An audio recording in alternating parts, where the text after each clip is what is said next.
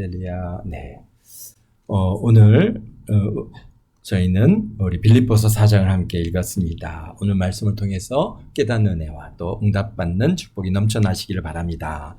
우리 사도 바울이 제2차 복음 전도 여행 중에 빌립보 교회를 개척했습니다. 유럽 땅의 첫 교회이고 다른 도시보다 참으로 열악한 환경이었습니다. 외부로부터 오는 도전과 핍박이 심한 그런 도시에서 어렵게 시작한 교회였지만, 그러나 빌립보 교회는 사도 바울의 복음 사역에 헌신적으로 후원했고 동참하는 그런 특별한 교회입니다. 하나님께서 빌립보 교회에 주신 사명이고 또한 사역이었습니다.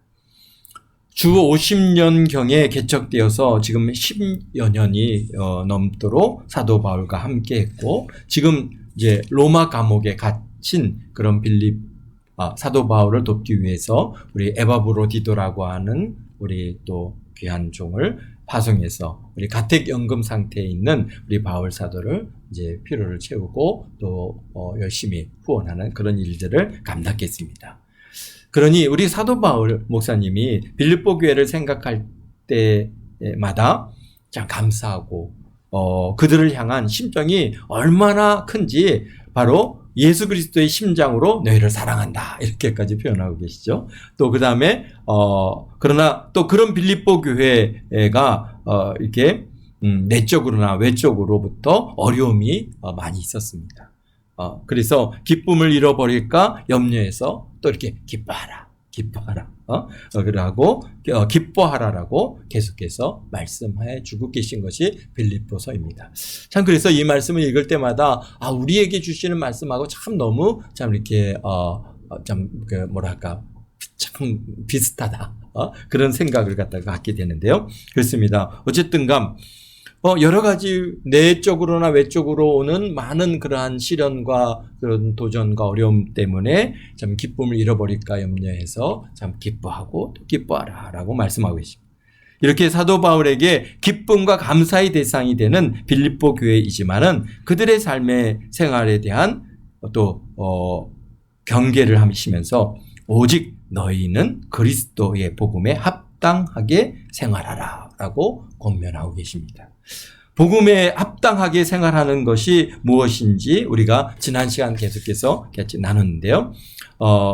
이런 그리스도의 복음에 합당하지 못한 것은 빌립보 교회 안에 들어온 율법주의와 그 다음에 할례주의죠.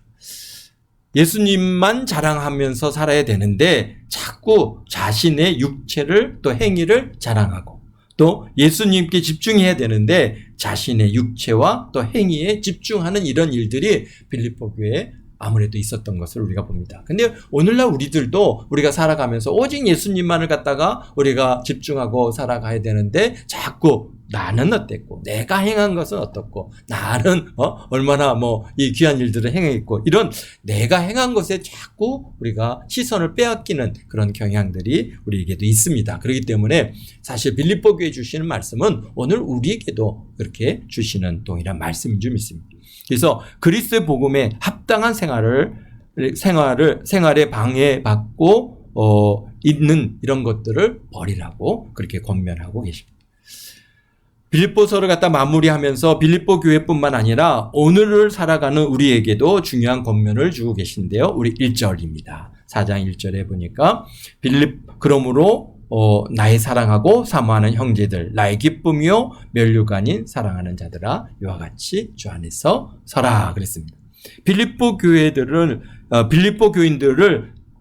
사도 바울 목사님은 무엇이라고 부르고 계시냐면요, 나의 사랑하고 사모하는 형제들, 나의 기쁨이요 면류관인 사랑하는 자들아. 정말 대단하죠. 그냥 빌립보 교인들을 갖다 그냥 내가 주 안에서 사랑한다 또는 내가 너희를 기뻐한다 이 정도가 표현이 아니라 어떻다고요? 나의 사랑하고 사모하는 형제들, 또 나의 기쁨이요 면류관인 사랑하는 자들아. 그렇게 빌립보 교인들을 갖다가 부르고 있습니다. 얼마나 애정이 듬뿍 담겼는지 담긴 호칭입니까? 아마 다른 교회들에게는 이렇게 부르지 않은 것을 우리가 알 수 있습니다. 빌립보 교회와 성도들이 얼마나 신뢰하고 또 영적인 유대를 이루고 있는지를 오늘 이런 호칭에서 이렇게 우리가 그런 것들을 발견할 수가 있습니다. 여러분들은 어떻습니까? 여러분들이 사랑하는 어떤 대상이 생겼을 때 아마 이 정도로 부르고 계십니까? 아니면 이 정도로 부르지 못합니까? 우리 자녀들, 우리 아이들을 갖다가 사랑할 때 아우 눈에 나와도 아프지 않은 내 소중한 내 사랑하는 내 아들아, 내 딸아 이렇게 우리가 표현하지만은 그러나 나의 사랑하고 사모하는 형제들, 나의 기쁨이요, 나의 면류관인 사랑하는 자들아 이렇게 여러분들은 어떻게 부르십니까? 사랑하는 분들을 참 이렇게 부를 수 있다는 것은 그만큼 바울 사도가 우리 빌립보 교인들을 정말 사랑하고 계시구나. 참 그분들을 생각할 때마다 기쁨이 있고 또 그분들을 생각할 때마다 이게 나의 면류관이야. 내가 사랑하고 내가 사모하는 자야. 이렇게 지금 말씀하고 계신데요. 다른 교회들은 어떻게 부르고 계신지 그래서 이제 이 말씀을 준비하면서 그럼 다른 교회는 어떻게 부르시나 이렇게 한번 좀 그 호칭을 갖다가 찾아봤습니다. 그래서 그 호칭을 통해서 각 교회의 상황을 어느 정도 알 수가 있었습니다. 고린도 교회는 어떻게 부르고 계시냐면요. 고린도전서 1장 2절에 보면은 그냥 하나님의 교회, 하나님의 소유임을 또 강조하고 계시면서 또 고린도전서 10장 14절에 보면 사랑하는 자들. 그러니까 여기서요 이렇게 막 나의 사랑하고 사모하고 막 나의 면류관이고 나의 기쁨이고 이렇게까지는 안 부르고 계세요. 또 우리 고린도전서 3장 1절에 보면 그리스도 안에 어린 아이라고 그렇게 고린도 교인들을 갖다가 부르고 계시죠. 그래서 영적으로 미성숙한 상태임을 갖다가 알 수 있습니다.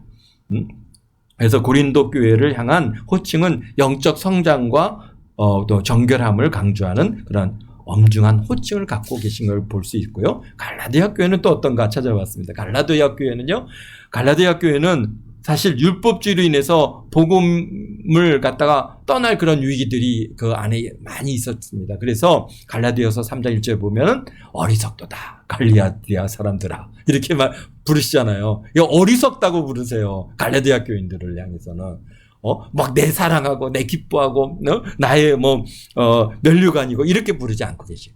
그러니까 참 이 빌립보 교회과 갈라디아 교회를 우리 바울 사도가 느끼는 그러한 그 감정 또는 그 마음의 자세가 완전히 다르다는 거죠.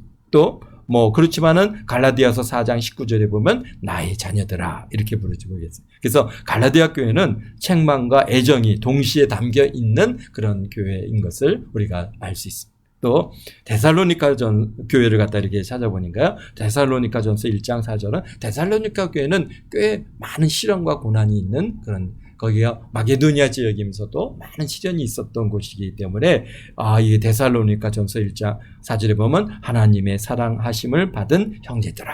그래서 갈라디아 교회를 향해서는 하나님께서 사실 이게 물론 바울 사도가 그들을 향해서 부르는 호칭이지만은 우리 주님의 마음이 거기에 담겨 있는 것이죠. 그래서 뭔가 하나님의 사랑하심을 받은 형제들이다.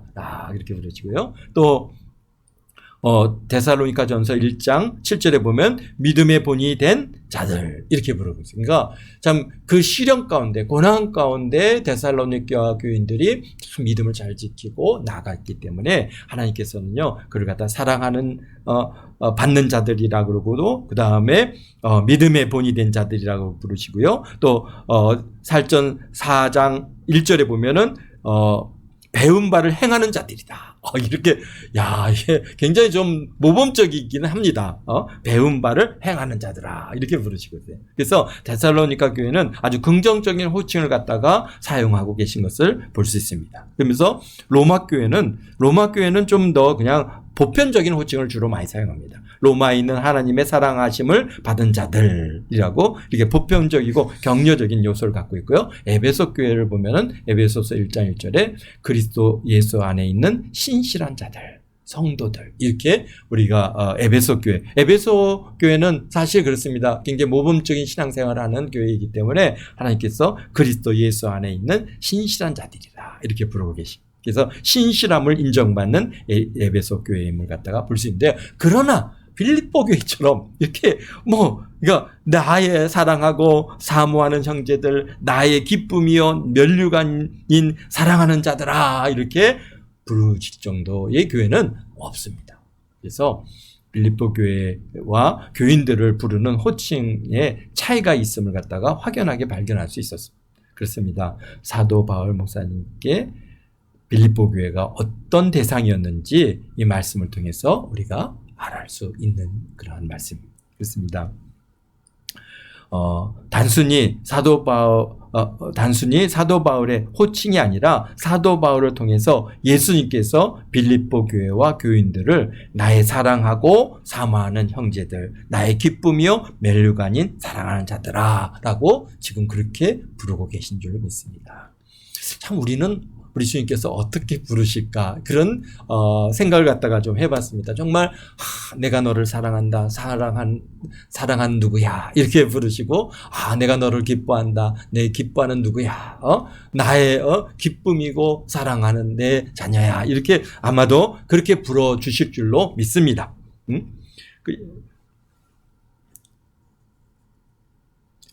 그러면서 주님의 말씀은 이와 같이 주 안에 서라라고 이제 권면을 주고 계시는데요. 우리 첫 번째 권면이 뭐냐면은 2절에 내가 유오디아를 권하고 순두개를 권하느니 주 안에서 같은 마음을 품으라. 그렇죠? 지금까지 빌립보서를 갖다가 공부하면서 이 두 여인, 이 두 분이 참 교회의 지도자격이 있는 그 순두개와 유오디아, 이 두 분이 특히 교회의 주요 사역을 나누어짐으로 오는 문제를 해결하기 위해서 사실 이게 빌립보서를 갖다 기록했다라고 그렇게 보아질 정도였습니다. 그렇습니다. 선교와 후원과 또 에바브로디도를 파송하는 일이나 또 이런 여러 가지 안건에 있어서 서로 다른 의견이 있을 수 있습니다. 그러나 서로 원망하거나 다투지 않고 같은 마음을 품는 것이 중요함을 빌립보서를 통해서 다시 한번 확인할 수가 있는 겁니다. 그렇습니다. 우리가 교회를 갖다가 섬겨 가다 보면은 서로 의견이 다를 수 있죠. 어떻게 사람이 똑같은, 우리가 에바브로디도를 갖다가 파송했는데 그거 아프더라, 이 얘기를 들었을 때 유오디아하고 순두개가 그러니까 왜 글을 보냈느냐, 내가 그래서 서로 그런 문제로 인해서 내가 그 사람 보내면 안 된다 그러지 않느냐, 이제 그러면서 서로 갈등할 수 있었던 이런 문제였던 것 같은데요. 그런데 어쨌든가 그런 교회도 어떤 똑같은 문제를 놓고도 또 다 보는 관점이 다르고 느끼는 관점이 다르지만은, 그러나 어떻다는 거야, 우리가 주의 나라를 위해서 한 마음으로 한 뜻으로 또 이렇게 마음을 모아야 된다라고 하는 것을 갖다가 권면하고, 이러지 못하면 교회들이 결국은 어떻게 하면요, 교회들이 나누어지고 갈등하고 서로 싸우고 심지어는 우리가 지난번에도 얘기했듯이 저기 분당의 어느 교회는 교인들 간에 100여 명이 서로 그냥 치고받고 싸우는 이런 문제까지 그렇게 돼서 우리가 이게 신문에 나고 하는 것들을 갖다가 보게 되는데요.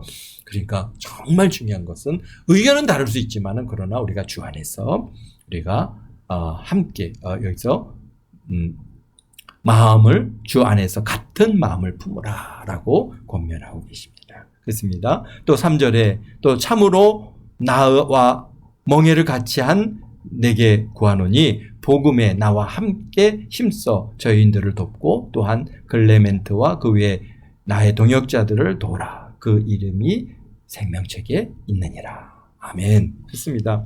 비록 마음이 나누어져서 여러 문제가 있지만은 복음에 나와 함께 힘쓰라고 말씀하고 계십니다. 마음이 나눈 것은 복음 전파와 선교 후원에 대하여 같은 마음이 있었지만 그것을 실행하는 방법론에서 차이가 있을 수 있습니다. 현대교회도 여전히 이런 문제로 갈등하고, 이게 선교를 아프리카 선교를 해야 됩니다. 또 유럽 선교도 우리 중요합니다. 그러면서 서로 좀 더 관점의 차이들로 인해서 오는 여러 가지 문제가 있지만 어쨌든간 선교를 하겠다고 하는 한 마음은 갖고 있는 것이죠. 그래서 이 방법론의 차이가 있음을 우리가 알고, 그래서 어떻게든지 함께 힘써 저 여인들을 돕고 또한 클레멘트와 그 외의 다른 형제들을 도라라고 말씀하고 계십니다. 그래서 여기 클레멘트와 그 외의 다른 동역자들을 도라. 그 이름이 생명책에 있느니라. 아우, 야, 얼마나 이게 가슴 뛰는 말씀입니까?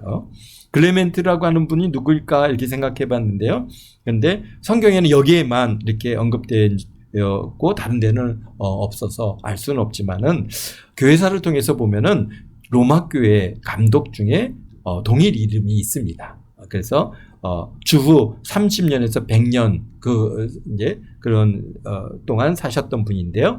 클레멘트라고 하는 분이 살았던 분인데 참 뭡니까? 로마 교회의 감독으로서 일을 잘 감당하셨던 초기의 감독이셨던 분입니다. 그러니까 그럴 때 보면은 빌립보서를 갖다가 주 62년도에 지금 기록하고 계시거든요. 이미 이 클레멘트는 어떻습니까? 빌립보 교회에서 굉장히 중요한 일들을 감당하고 있었기에 이제 아마도 바울 사도의 이제 1차, 2차 투옥의 시간들이 있습니다. 특히 이제 2차 투옥 때는 이 클레멘트가 30대 후반 정도 되는 나이에 이제 투옥이 되셨기 때문에 아마도 이제 클레멘트가 그러한 바울 사도의 그런 2차 투옥 기간에 로마에 가서 이제 로마 교회를 갖다가 섬기고 또 바울 사도를 갖다 섬기고 하는 일들이 좀 있지 않았을 것인가 그런 생각을 가져봅니다. 그런데 그 이름이 생명책에 있느니라. 그래서 이 생명책은 뭡니까? 구원받은 자의 이름이 기록되는 책입니다. 성경에는 생명책에 어린 양의 생명책이다라고 이렇게 말씀하고 계신데요. 예수 그리스도를 구주로 믿어 구원받아 그 이름이 예수님의 어린 양의 생명책에 기록되어지고 또 그로 인해서 우리 요한계시록 20장 12절에서 15절에 보면 최후 심판의 모습이 기록되어 있는데 이 생명책이 그 이름이 기록되지 못한 사람들은 다 자기 행위대로 따라 심판을 받아서 어디에로 갑니까? 불못에 던져지는 최후의 심판을 받게 됩니다. 우리가 한번 찾아볼까요? 가만히 있어보라. 그렇죠. 우리 시간이 요한계시록 20장. 우리 좀 중요한 말씀이니까요. 우리 한번 찾아보도록 하죠. 요한계시록 20장 11절부터 보겠습니다. 또 내가 크고 흰 보좌와 그 위에 앉으신 이를 보니 땅과 하늘이 그 앞에 피하여 간데 없더라. 또 내가 보니 죽은 자들이 큰 자나 작은 자나 그 보좌 앞에 서 있는데 책들이 펴 있고 또 다른 책이 펴졌으니 곧 생명책이라. 아마도 여기 책들에는 뭔가 그 앞에 이제 쓴 사람들에 대한 행위들이 기록되어 있을 가능성이 있습니다. 또 반면에 또 한 책이 있는데 거기는 생명책이다. 그래서 죽은 자들이 자기 행위를 따라 책들에 기록된 대로 심판을 받으니 그렇습니다. 뭔가 책들에 기록된 행위들을 이렇게 쭉 기록되어 있기 때문에 이제 그 기록에 따라서 이제 심판을 받는 거죠. 그래서 바다가 그 가운데서 죽은 자들을 내어주고 또 사망과 음부도 그 가운데서 죽은 자들을 내주매 각 사람이 자기 행위대로 심판을 받고 사망과 음부도 불못에 던져지나 이것은 곧 둘째 사망 곧 불못이라. 누구든지 생명책이 기록되지 못한 자는 불못에 던져지더라. 그렇습니다. 그러니까 이게 세상 맨 마지막에 이제 우리 마지막에 있는 그러한 흰 보좌 또는 백보좌 대심판이라 그렇게 우리가 기록하고 있는데요. 그때 이루어진 생명책에 기록되지 않은 사람들은 어떻게 된다고요? 불못에 던져지는 것이 바로 이게 둘째 사망이라는 거죠. 그러니까 모든 사람들이 다 죽은 자들이 다시 마지막 때 다 부활해서 일어납니다. 그래서 바다에서나 모든 곳에서 죽은 사람들이 다 일어나서 이 땅의 역사 이래에 모두 살았던 사람들이 다 이제 일어나고 살아나서 그들의 행위대로 기록된 그 책들에 기록된 대로 이제 어떤가 행위에 따라서 심판을 받게 되는 것이고요. 그리고 결국은 생명책이 기록되지 않은 사람들은 다 심판을 받아서 불못에 던져져서 죽게 되는 이게 바로 둘째 사망이다. 사실은 불못에 던져지면 어떻게 되는 거예요? 죽는 것은 아니죠. 그냥 영혼이 불 가운데서 고통당하는 겁니다. 왜 영혼은 어떻다는 거예요? 불멸이죠. 우리 육체는 이게 그냥 이게 육체는 사실 물이죠. 대부분 물이고 이거는 그냥 흙이단 말이죠. 그러니까 이게 육체는 그냥 흙 돌아가는 거고 하나님께로부터 그 받은 우리 영이잖아요. 이 영은 뭐 하나님께서 어떻습니까? 불멸이시기 때문에 우리가 그 하나님의 숨을 통해서 얻은 이 영은 없어지는 것이 아니라. 그래서 결국은 어떻게 하는 거예요? 다 그것을 지옥에 가둬두셨다가 결국은 마지막에는 불못에 던져서 영원토록 불 가운데서 고통당하는 이 일들. 그러니까 나는 이것만 생각해도 막 너무너무 두렵습니다. 그래서 지옥 가지 않기 위해서라도 어떻게든지 생명록에 기록되는 것이 얼마나 중요한지 사실은 사람들이 그것을 갖다가 아주 가볍게 여기는데 그러나 그게 결코 가벼운 일이 아니라는 겁니다. 분명한 것은 하나님께서 그 모든 창조의 때가 이제 인류의 역사의 때가 마칠 때가 있고 그러면 심판이 있다는데 그 심판의 모습은 정말 두렵고 떨리는 일이죠. 그런데 거기에 생명책에 기록되지 않았다 생각한다면은 얼마나 두려운 일이겠습니까? 정말 그래서 그 이름이 생명책에 있느냐? 만큼 큰 축복이 큰 은혜가 없는 줄로 믿습니다. 우리 모두 이 생명책에 여러분의 이름이 기록되어진 줄로 믿습니다. 아멘. 그렇습니다. 이 은혜로 이 기쁨으로 날마다 승리하시는 저와 여러분 모두가 되시기를 바랍니다. 사실 우리가 구원받은 것만큼 이 은혜, 이 기쁨은 무엇으로 대신할 수가 없는 것이고 설명할 수도 없는 겁니다. 참 이 생명을 유지하기 위해서 아주 순교의 자리까지도 가는 것이 바로 그 우리 백보자 대심판을 우리가 알기에 심판을 모른다면은 그냥 그래 예수님 부인하다가 대충 살다가 그냥 죽으면은 끝이지. 이렇게 우리가 생각할 수 있는, 그런데 우리는 분명히 알기 때문에요. 그렇기 때문에 결코 우리가 예수님을 부인할 수 없는 것은 어떻게 하려고요? 저 불못에 던져지지 않기 위해서라도 우리가 주님만을 꼭 붙들고 살아가야 되는 줄로 믿습니다. 아멘. 그렇습니다. 또 두 번째로는 권면하는 게 4절서부터 우리 7절 말씀인데요. 주 안에서 항상 기뻐하라. 내가 다시 말하노니 기뻐하라. 이게 주시는 말씀이요. 항상 기뻐하라고 말씀하고 계시네요. 사실 이게 항상 기뻐하라. 주 안에서 항상 기뻐하라. 이게 권면이기보다는 뭡니까? 명령입니다. 기뻐해. 기뻐하라. 우리가 그래서 우리가 데살로니가전서 5장 18절에서도 잘 알고 있지 않습니까? 항상 기뻐하라. 쉬지 말고 기도하라. 범사에 감사하라. 이것이 그리스도 예수 안에서 너희를 향한 하나님의 뜻이다. 라고 우리 데살로니가 우리 전서에서 말씀하시는 것처럼, 근데 필리포서에서 똑같이 항상 기뻐하라. 아주 명확하게 우리에게 기뻐하라고 다시 말하노니 기뻐하라. 왜 그랬어요?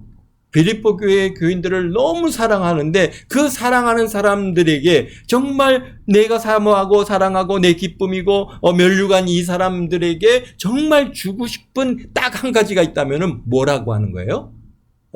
기뻐하라.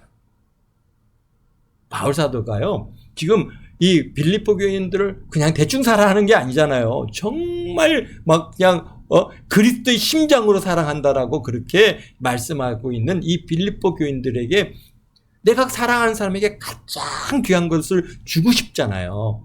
근데 그 가장 귀한 것을 주시는 게 뭐냐? 기뻐하라는 거예요. 근데 이게 기뻐하는 게요, 이게 감정이 아니란 말이에요. 우리가 사랑하라라고 명하시는 말씀도, 사랑도 우리가 사랑의 감정이 있는데 사랑하는 마음이 있어야 사랑하는 거지, 그렇게 우리가 생각할 수 있는데, 사랑도 마찬가지지만 기쁨도 우리가 기쁨이라고 하는 감정이죠. 그런데 여기서 말씀하신 것은 그게 감정이 아니라는 것이죠. 그래서 어떻게 항상 기뻐할 수 있습니까? 우리에게 다양한 감정이 있고 다양한 환경이 있고 어떤 때는 슬픔도 있고 어떨 때는 고통도 있고 우리가 기뻐할 수 있는 기쁨도 있고 환경도 다르고 모든 그러한 처지가 다 다른데 그런데 어떻게 항상 기뻐할 수 있습니까? 그래서 슬퍼할 수도 있죠. 그런데 우리 사도 바울 목사님은 그 사랑하는 빌립보 교인들이 정말 모든 것에 있어서 영적으로 가장 딱 한마디를 갖다 그들에게 주고 싶은 말씀이 있다면 항상 기뻐하라는 거예요. 우리가 이걸 발견해야 됩니다. 항상 기뻐할. 어떻게 그거는 기뻐할 수 있느냐? 사실 기쁨은요, 감정이 아니라 믿음의 결단입니다. 그렇기 때문에 말씀하시는 거죠. 믿음, 내가 기뻐하겠다. 내가 기뻐하겠다라고 하는 믿음의 결단이 이기 때문에 항상 기뻐하라고 오늘 우리에게 말씀하고 계십니다. 그래서 기쁨은 우리의 상황에 의해서 주어지는 것이 아니라 하나님과의 관계에서 나오는 기쁨의 선택이다라고 하는 것이죠. 우리는 생각할 때 이게 기쁘면 그냥 기뻐하는 감정이 있어야 기뻐하는 것이 그거는 그냥 우리가 일시적인 것이지 사실 이렇게 명령으로 기뻐하라라고 말씀하시는 이 말씀은 그것이 환경에서 주어지는 그러한 기쁨이라고 하는 감정이 아니라 어쨌든 하나님과의 관계에서 나오는 기쁨의 선택이다라는 것이죠. 그래서 그것은 바로 믿음의 결단이다라고 말씀하십니다. 이게 무슨 말씀이냐? 기쁨의 근원은 환경이 아니라 하나님께 두어야 한다는 겁니다. 우리는 자꾸 기뻐하는 일이 있으면 기뻐하고 슬퍼하는 일이 있으면 슬퍼하고 또 좌절할 일이 있으면 좌절하고 여기에 고통받을 일이 있으면 고통당하고 우리가 그런 환경에 의해서 우리가 지배받는다면 사실 우리의 믿음의 삶이 아닌 것이죠. 우리의 기쁨의 근원은 하나님께 두어야 된다. 환경은 사실 늘 바꿔지는 것이 아닙니까? 기쁨일 수도 있고 슬픈 일도 있고 어려운 일도 있고 질병도 있고 인간의 그런 생로병사가 우리가 항상 우리에게 반복되어지는 것입니다. 그러나 하나님께서는요 변함이 없으십니다.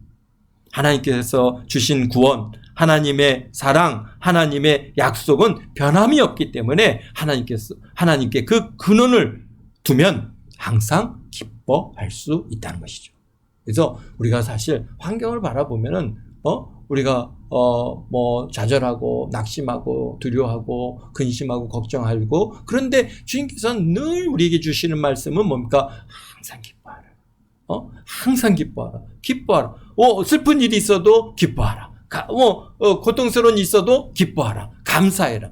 기쁨, 감사 이것이 우리 삶의 가장 중요한 덕목인 것이죠.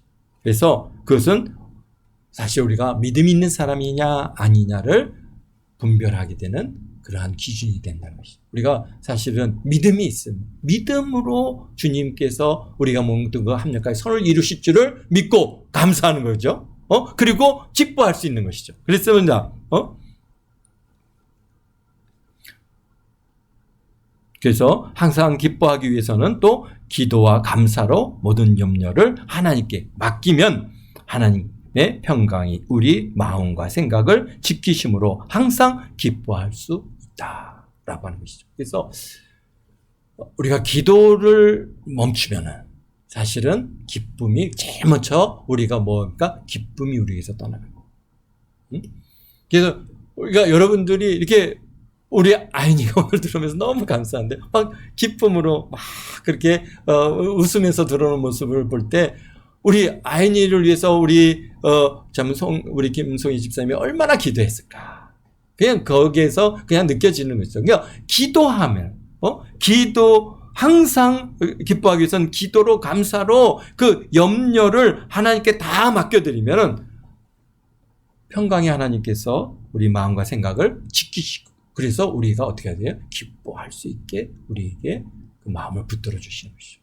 그래서 우리가 기도하고 감사를 갖다가 하나님께 딱 올려드리고 사실 우리 근심 걱정은 다 하나님께 올려드리는 겁니다. 하나님께 다 맡기면은 하나님께서 우리 하나님의 평강이 우리 마음에 다 강림하셔서 우리 마음을 다 붙들어 주셔서 우리 안에 기쁨을 주시고 참 우리 생각을 바꿔주시고 우리 새 마음을 우리에게 부어주시고 사실 이번 주간에 그런 경험이 저에게도 있었습니다. 막 어떤 문제가 있었는데 이거를 어떻게 봐야 될까? 그래서 계속 그 문제를 놓고 기도하는데 어느 순간 하나님께서 제 마음에 딱 새 마음을 부어주셔서 그래 이걸 해야 되겠다. 할까 말까 막 고민을 하다가 한 몇 개월을 그 문제를 놓고 기도를 하는 가운데 있었는데 딱 그 새 마음을 부어주시더라고요. 그래서 이게 내가 뭘 하는 일도 하나님께서 마음을 주셔야 가는 거구나. 이런 것을 갖다 이번에 다시 한번 더 절실하게 그런 것들을 경험했는데요. 그렇습니다. 딱 그래서 그 다음부터는 몸이 착착착 움직여지고 모든 것들이 하나님께서 탁탁탁탁 시간에 따라서 다 그것을 이끌어 가시는 것을 이렇게 보면서 이게 하나님께서 우리 마음에 새 마음을 부어주시는 이런 이 은혜를 경험해 봤습니다. 그러니까 그런 마음을 주신 것에 대해서 감사한 거죠. 너무 기뻐요. 뭐 그 일이 이루어지고 안 이루어지고 그것은 2차 문제고 하나님께서 내 마음에 새 마음을 부어주시네. 하나님께서 내 마음을 갖다 나를 움직일 수 있는 힘을 주시네. 그러니까 그게 너무 감사한 거예요. 기쁘고. 그래서 이게 하나님께 기도하고 이게 나갈 때 하나님께서 이 모든 문제를 이렇게 응답해 주신다고 하는 사실을 갖다가 다시 한번 개인적인 그런 경험들을 했습니다. 여러분들도 그렇습니다. 하나님 앞에 정말 기도와 감사로 열심히 나가면요. 그리고 모든 염려와 근심 것들은 다 주님 앞에 다 맡겨드리면 하나님께서 여러분의 마음에 평강히 하나님께서 여러분의 마음과 생각을 지켜주시는 줄 믿습니다. 그러기에 아멘. 우리는 그냥 감사하고 기뻐할 수 있는 것입니다. 또 기쁨은 지금 당장 현실이 아니라 하나님께서 이루실 일들을 믿는 데서부터 오는 것입니다. 그렇지 않습니까, 여러분들? 여러분들이 지금 예수 그리스도를 믿고 구원받아서 지금 천국에 들어가 있는 거 아니잖아요. 이 땅에서 살아가는데 사실 여러분이 예수 믿을 때와 믿기 전과 지금 믿은 후에 그런 삶에 있어서 하나도 바뀐 게 별로 없습니다. 다 삼시세끼 먹어야죠. 잠도 자야죠. 우리가 또 그러니까 생활도 해야 되는 것이죠. 학생은 공부를 해야 되는 것이죠. 하나님께서 막 지혜를 주셔서 공부를 하는데도 막 모든 게 다 막 다 암기가 되고 그냥 다 알아지고 얼마나 좋겠어요. 그런데 그래야 그런 하나님이 아니시거든요. 우리는 그냥 일상이 생활 속에 있습니다. 그렇지만 우리에게 뭐가 달라졌어요?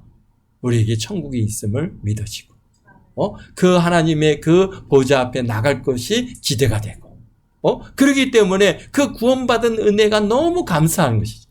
그래서 기쁨이 임하는 거예요. 그래서 넌 뭐가 그렇게 기쁘냐? 그래도 좀 너무 기뻐요. 환경이 하나도 바뀐 것이 없는데도 불구하고 그냥 내 마음에 기쁨이 임하는 것은 바로 어떻다는 거예요? 우리에게 앞으로 하나님께서 이루실 일들이 믿어지기 때문인 것이죠. 우리가 그게 믿어지지 않으면 기쁨이 없어요. 참 그런 기쁨이 없이 믿음이 없이 참 신앙생활한다. 이것만큼 곤욕스러운 일이 이 땅에 아마 없을 것입니다. 매일 주일날 와서 하나님을 믿으십시오. 하나님은 여러분을 사랑하십니다. 우리 천국 있습니다. 이런 얘기를 갖다가 아무리 들어도 그게 믿어줘야 아멘이지. 얼마나 고역스러운 일이겠습니까? 그러니까 기쁨이 없죠. 그러니까 와서 예배당에 와서 앉아 있으면은 그냥 인상이 찌푸러지고 언제 끝나나? 그냥 목사가 또 똑같은 얘기 또 반복하네. 이러면서 들릴 수밖에 없는 것이죠. 그런데 이제 그것이 믿음으로 다 와 닿았을 때는 그냥 아멘 할렐루야. 그러니까 우리 안에 막 기쁨이 있어요.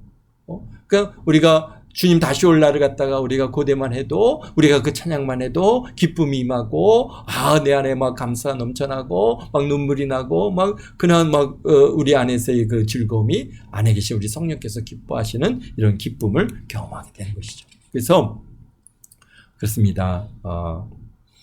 우리가 하나님에 대한 믿음 바로 그것이 우리에게 기쁨이 되는 것입니다. 사도 바울 목사님은 감옥에서도 복음 전파되는 것을 보고 기뻐했습니다. 그래서 기뻐하고 또 기뻐하고 또 기뻐한다.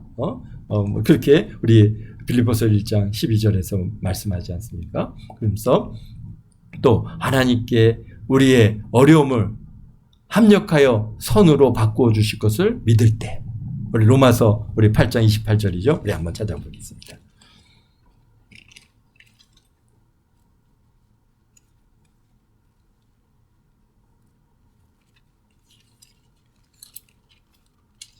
우리가 뭐 자주 인용하는 말씀이지만은 바로 기쁨의 근원이 사실 또 여기 있는 것이죠. 그래서 로마서 8장 28절에 뭐라고 말씀하십니까? 우리는 알거니와 하나님을 사랑하는 자, 곧 그 뜻대로 부르심을 입은 자들에게는 모든 것이 합력하여 선을 이루느니라. 아멘. 그러니까 이 말씀을 대할 때 우리 안에 막 기쁨이 임합니다. 그래. 합력해서 우리 안에 우리가 이 땅에 살아가는 동안 많은 문제들이 있지만은 그 문제를 갖다가 대할 때, 어떡하지가 아니라, 아멘. 하나님께서 모든 거 합력하여 선을 이룰 줄 믿습니다. 그러면 내 마음에 기쁨이 임하고 위로가 넘치고 거기서 안정함을 우리가 얻을 수 있는 것이죠. 그렇지 않으면은 우리는 금방 어떻게 할 바를 모릅니다. 어떻게 할지 몰라서 그냥 손이 부들부들 떨리죠. 그럴 때마다 이 말씀을 갖다가 우리가 암송하는 겁니다. 하나님. 응? 뭡니까?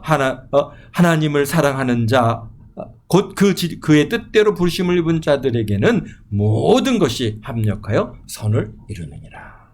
아멘. 아멘. 아멘. 그렇습니다. 그래서 그렇게 나갈 때 뭐가 옵니까? 내 안에서 이제 그것이 여러분의 삶 속에서 경험하게 됩니다. 그런 것들이 합력하여 선을 이루겠다고 하시는 그 하나님의 음성을 딱 듣게 될 때 막 이루 말할 수 없는 기쁨이 옵니다. 어떻게 감당할 수가 없죠. 그러니까 우리가 항상 기뻐할 수가 있습니다. 그러니까 어떤 염려된 일들이 있을 때마다 이 말씀을 자꾸 우리가 거기에다가 고백을 하는 겁니다. 합력하여 선을 이루신 줄 믿습니다. 하나님께서 합력하여 선을 이루실 줄 믿습니다. 막 그렇게 될 때 하나님께서 여러분의 심령에 기쁨을 부어주시고, 그래서 우리가 항상 기뻐할 수 있는 것입니다. 이런 은혜가 없는데 내가 스스로 내가 기뻐해. 기뻐. 그러면은 사실은 뭔가 그건 거짓된 것이죠. 그것은 또 그 세상 사람들 보면 저 사람이 왜 저렇게 만나 웃고 다녀? 그러면서 이상하게 생각할 수도 있습니다. 그러나 우리는 어쨌든 우리 안에 기쁨이 있습니다. 그래서 지금은 어려운 가운데에서도 주여 감사합니다. 주의 영광 받아옵소서. 우리가 그렇게 기뻐할 수 있게 되는 것입니다. 정말 이것은 우리가 살아가는 가운데 중요한 가르침이고 또 꼭 적용해야 할 말씀입니다. 여러분 기뻐하시길 바랍니다. 우리 바울 사도가 너무나 사랑하는 빌립보 교인들에게 이 세상의 삶에서 그렇게 잘 살아갈 수 있는 그 유일한 길은 항상 기뻐하는 거라고 하는 것을, 그래야 마귀의 도전에서부터 이길 수 있고 그 모든 우리의 삶 가운데서 하나님의 영광을 드러낼 수 있는 유일한 그 길이 바로 기뻐하는 겁니다. 그래서 세상 사람들도 봅니다. 저 사람들은 기뻐할 일이 없는데 뭐 저렇게 기뻐하지? 그래서 와서 묻죠. 뭐가 그렇게 기쁘세요? 우리가 예수님 믿고 구원받은 게 이게 너무 감사해요. 당신도 예수님 믿으시면은 기쁨이 납니다. 그래서 우리 그 기쁨은 바로 여러분들 삶 가운데 넘쳐나게 되시기를 바랍니다. 여러분 기쁨은 선택이고 훈련입니다. 감정에 따라서 사는 것이 아닙니다.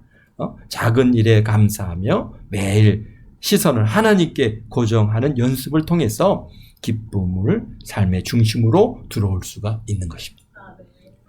오늘도 내일도 감사하고 기뻐하시는, 그래서 항상 기뻐하시는 그런 저와 여러분 모두가 되시기를 주님의 이름으로 축원드립니다. 기도하겠습니다. 거룩하신 아버지 하나님,